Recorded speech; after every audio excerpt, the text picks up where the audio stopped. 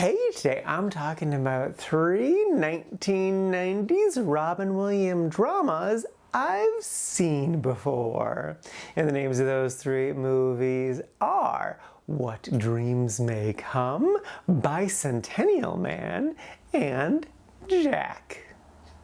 First up is What Dreams May Come. This is a 1998 film based off of a Richard Matheson novel. And the basic premise is Robin Williams dies and goes to a sort of heaven. It's about him accepting death, but then also dealing with the issues he's had throughout his life, like being a father and being a husband and the choices he made when he was alive and regretting them. I will say, especially the beginning is pretty dang slow and kind of boring, which was frustrating because I found the whole concept just super interesting. Like, they did a really great job of establishing the rules, or kind of the lack thereof, that exist in this afterlife. It's more so that there aren't things that are impossible, it's more just like the people he's around haven't seen that happen before, so we don't know if it's possible. It might be, just have to try it and see. So that was so interesting. But then, like, the big emotional moments all hit really, really hard. I don't want to name them because they are big moments, but every single one of them, it like got me pretty close to tears. I was so caught off guard by that too, because of just like how kind of bored I was at other points, that it's just like when the emotions hit, they freaking hit, and they happen more frequently as the movie goes on too, which is good. So like, it doesn't start the strongest, but it does get better as it goes on. And then just like the imagery too is so great. That's what really stuck with me from the last time I watched it, which was probably like 15-ish years ago. So like the first part of it he goes into is this painting that his wife made, and so everything's made of literal paint. Like, he squeezes a rose and it turns to mush. Every step he takes is sloppy, and so that's just a lot of fun. I really love that. That was beautiful. And then there's this cool fantastical city that's just really fascinating. I love that a lot. And then he does go to like a hellish area, and there's a section where there's all these faces that are in the ground. And I remember the very first time I saw a glimpse of this movie was my family rented it on VHS, probably around 99 or 2000. And I was just like walking by trying to be like, ooh, what are you guys watching? And I saw all the faces in the ground and it scarred me. But like, that's great imagery. Like, it's so good, so provocative. Just like I'm trying not to step on anyone's face as I'm walking through this thing. Like, that's just so awesome. So yeah, there's just a lot of really good stuff within this movie. It's just kind of slow and boring at times. I did enjoy it a good solid amount, and I would recommend it a little bit cautiously, but I would say that like, if you do get kind of bored with it like I did, try to stick it out, because I promise those emotional moments are gonna hit, and they're gonna hit well. So yeah, good film, worth a watch.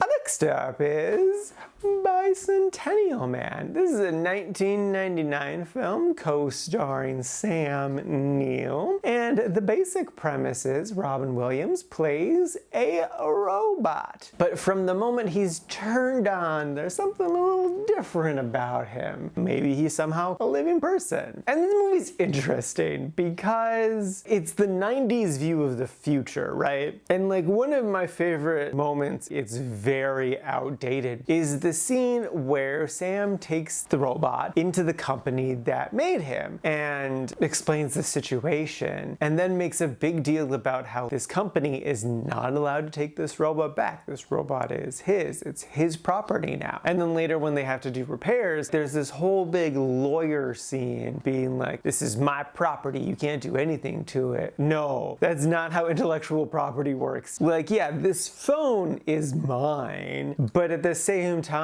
I don't entirely own this. Putting that aside, I always enjoy a story that shows us technology progressing through time. So like, this movie takes place over 200 years. And so it's just fun to see like every few years or so, like how things are just so dramatically different. That scratches a very internal itch of mine. And I remember enjoying that a lot the first time around. I don't have strong memories of this. There's just a couple little shots that like kind of stuck in my brain. There's a scene where a scientist is messing around with wires in his back, and I remember that. Also, there's this dialogue dialogue that happens where he gets a working penis, and they're very coy about it because it is, I think, a PG movie, but 10-year-old Charlie knew what they were talking about. And it was a cute story, it was an interesting story. I don't really care for the ending. It all boils down to he has very human characteristics. And then as the film progresses, technology advances, and so the lines between humans and robots get very blurry, especially like as people get more artificial organs, and then he gets artificial organs, and he wants personhood so that he can marry this woman that he loves, which that in and of itself was kind of a weird thing because it's like the granddaughter of this other person that really loved him, and it's whatever. Anyway, but what it comes down to is like he's not aging and he's never gonna die, so because of that he's not allowed to be considered human. Spoilers, it doesn't really matter. And so then he gives himself human blood, and so that degrades his electronic parts, and then he ages a bunch and he can die now. And so like the United Nations are debating if this robot having the ability to die, if that makes him a person then. And even like his girlfriend's argument for I don't want to be alive forever is a nothing argument. Like I get not actually wanting to live forever, and like I kind of get that, but at the same time they're not really making arguments for it other than just like that's the natural course of things. And I'm like, well, if a human lives long enough they're gonna get cancer, so should we just let the cancer consume us whenever it happens? Like, I don't know, that's not a great counter argument to living forever. I can see arguments to living forever, but I don't think that's the natural course of things is a good counter argument. And I also don't think that death makes us human. I think there's a million things that make us human, and he definitely had those traits, but just, I don't know, it's strange. I did still enjoy it a good solid amount. If I don't think about things too hard with it, I enjoy it more. It's just kind of easy for me to latch on to stuff and complain about it, but it is a good story told well, even though it is a bit fantastical looking at it from a modern eye. So yeah, no, it is a good film that I would still recommend. It's interesting, it's fun, it asks some fascinating questions, it does get some stuff wrong, but it's still worth a watch for sure.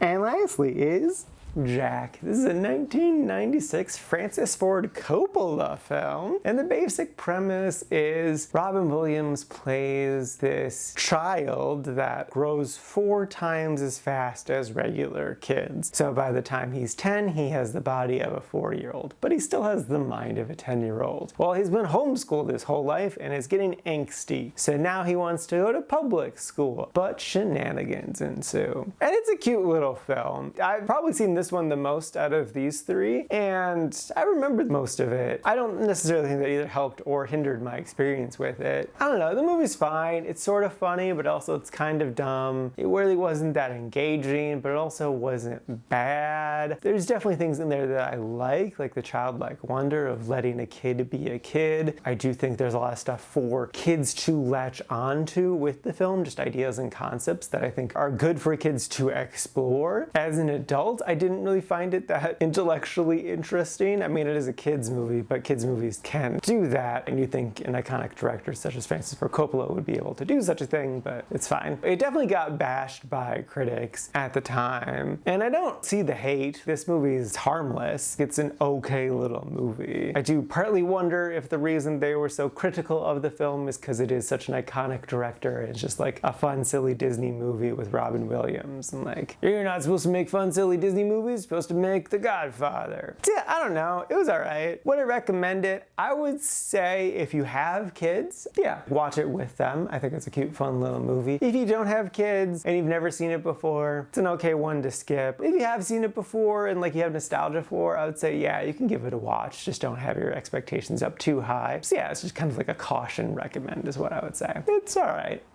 Alrighty, now for today's rankings. First up, we got What Dreams May Come, sitting at number 59 in the Quite Like section, near the top of the Quite Liked. And then after that is Bicentennial Man, sitting at number 92. Also in the Quite Liked, near the bottom of it. And then bringing up the rear is Jack, sitting at number 109 in the Liked section. And this is out of a total of 171 old movies so far this year.